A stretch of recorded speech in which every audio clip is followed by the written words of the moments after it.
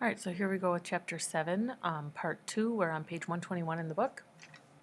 And we just got done hearing about how Rosalind is telling Lily that she's got to stop living in a dream world.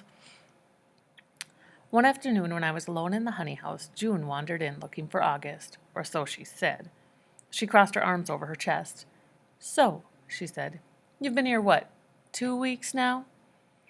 "How obvious can you get?" "Look, if you want us to leave, me and Rosalind will be on our way," I said. "I'll write my aunt, and she'll send us bus money." She raised her eyebrows.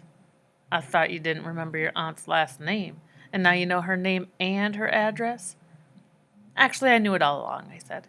"I was just hoping for a little more time before we had to leave."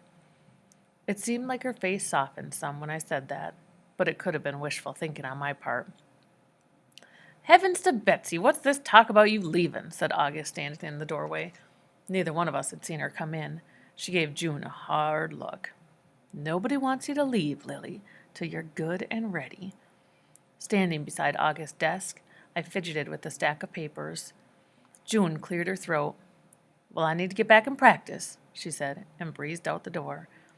August walked over and sat down in her desk chair. "Lily, you can talk to me. You know that, don't you?" When I didn't answer, she caught my hand and drew me to her, pulling me right down onto her lap. It was not mattress deep like Rosalind's, but thin and angular. I wanted nothing more than to come clean with her, go pull my bag from underneath the cot and bring out my mother's things. I wanted to produce the Black Mary picture and say, "This belonged to my mother. This exact same identical picture you put on your honey jars. And it has Turberon, South Carolina written on the back, so I know she must have been here." I wanted to hold up her photograph and say, "Have you seen her? Take your time now. Think carefully." But I hadn't yet pressed my hand to the Black Mary's heart in the parlor, and I was too afraid to say all this without having done at least that. I leaned against August's chest, pushing aside my secret wanting, too afraid she'd say, "No, I never saw this woman in my life." And that would be that. Not knowing anything at all was better.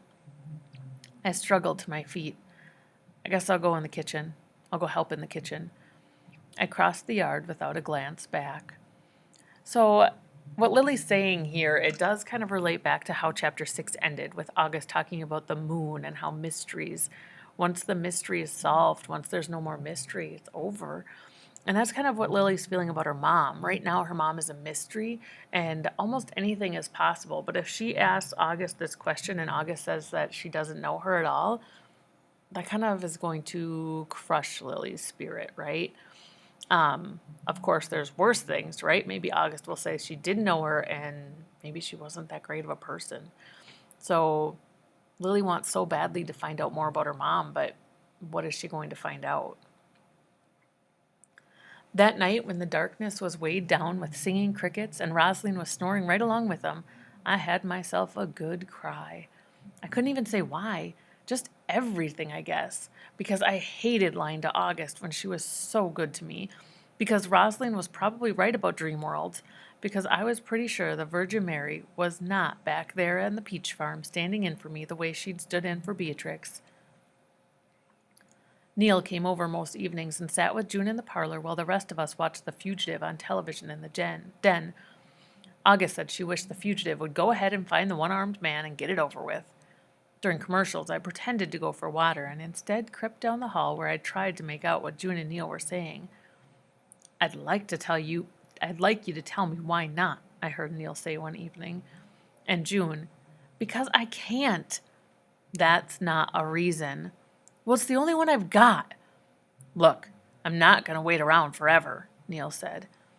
I was anticipating what June would say to that when Neil came through the door without warning and caught me pressed against the wall listening to their most private sayings. He looked for a second like he might turn me over to June, but then he left, banging the front door behind him.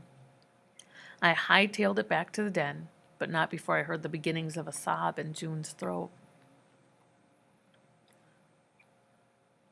One morning, August sent Zach and me 6 miles out in the country to bring in the last of the supers to be harvested. Lord, it was hot. Plus, we had at least 10 gnats per square inch of air. Zach drove the honey wagon as fast as it would go, which was about 30 miles an hour. The wind whipped my hair and flooded the truck with a weedy, new-mown smell. Fresh cut grass, huh? You know what that smells like. That's a sensory detail right there. It's appealing to your sense of smell. The roadsides were covered with fresh picked cotton, blown from trucks carrying it to the gin in Turbaram. Zach said the farmers had planted and harvested their cotton early this year because the boll weevil. Scattered along the highway, it looked for all the world like snow, which made me wish for a blizzard to cool some things down. A blizzard to come cool things down. I went off into a daydream about Zach pulling the truck over because he couldn't see to drive for the snow and us having a snowball fight, blasting each other with soft white snow cotton. I imagined us building a snow cave, sleeping with our bodies twined together to get warm, our arms and legs like black and white braids. This last thought shocked my system so bad I shivered. I stuck my hands under my arms, and my sweat was ice water cold. "You all right?" asked Zach. "Yeah, why?" "You're shaking over there." "I'm fine, I do that sometimes." I turned away and looked out the window, where there was nothing but fields and now and then a falling down wooden barn or some old abandoned colored house. "How much further?" I said in a way that suggested the excursion could not be over too soon. Excursion, that's a good vocab word. Write that one down. What does it mean? "You upset or something?" I refused to answer him, glaring instead through the dirty windshield. When we turned off the highway onto a beat-up dirt road, Zach said we were on property belonging to Mr. Clayton Forrest, who kept Black Madonna honey and beeswax candles in the waiting room of his law office so his customers could buy them. Part of Zach's job was going around to deliver fresh supplies of honey and candles to places that sold them on consignment. Consignment, another good word. "Mr. Forrest lets me poke around his law office," he said. "Uh-huh. He tells me about cases he's won." We hit a rut and bounced on the seat so hard our heads rammed onto the truck roof, which for some reason flipped my mood upside down. I started to laugh like somebody was holding me down and tickling my armpits. The more my head slammed against the truck, the worse it got, till I was having one big, hilarious seizure. I laughed the way May cried. At first, Zach aimed us for the ruts just to hear me, but then he got nervous because I couldn't seem to stop. He cleared his throat and slowed way down till we were bounce-free. Finally, it drained out of me, whatever it was. I remembered the pleasure of fainting that day during the Daughters of Mary meeting and thought how much I would like to keel over right now in the truck. I envied turtles and their shells, how they could disappear at will. I was conscious of Zach's breathing, his shirt pulled across his chest, one arm draped on the steering wheel, the hard, dark look of it, the mystery of his skin. We'll stop right there. We'll continue tomorrow.